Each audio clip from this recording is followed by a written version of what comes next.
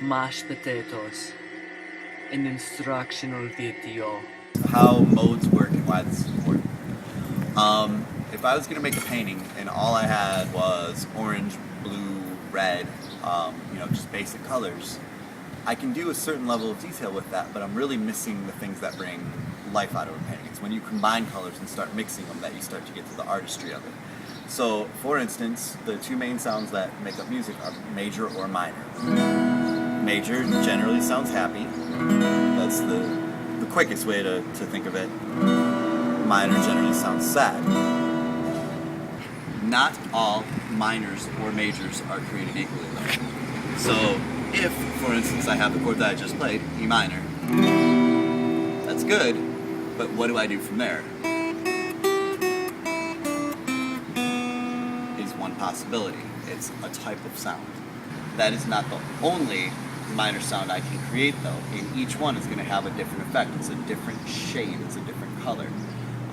That's where you go from just sort of noodling around and just playing notes in a haphazard manner to really having control over the type of sound that you create. So the one I just played was E minor. I can also do E Dorian. It's only one note difference, but it makes a huge difference in how people perceive it. There's also Phrygian. Sounds very Spanishy. There's also Locrian, which is quite honestly one that most people never use, but it is a possibility. So each one of those, there's just a slight variation. One or two notes change each time. That's what we're going to cover today. So here's where we start to dissect and really be able to learn not just to play some notes and make our fingers do something, but to understand where they go. Okay?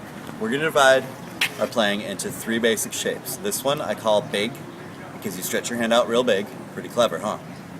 This one I call finger 2, because we're going to use our second finger. This one I call finger 3, because we use our third finger. You always use these two. There is no question about that. You always use your first finger and your fourth finger. We're going to swap which note happens in the middle.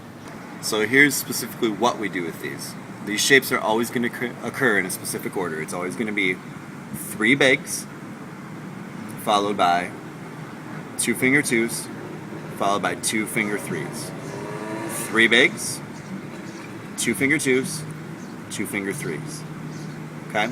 Now that adds up, if we have 3 shapes plus 2 more plus 2 more, that means there are 7 shapes.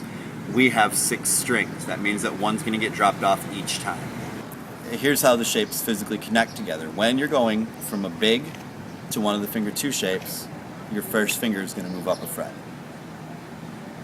When you go from the third to the second string,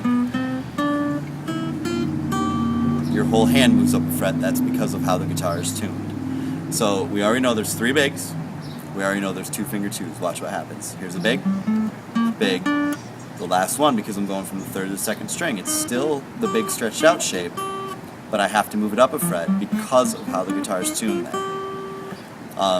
The last rule is that every other shape, other than when you're going from big to finger 2, everything's always on the same fret. Everything.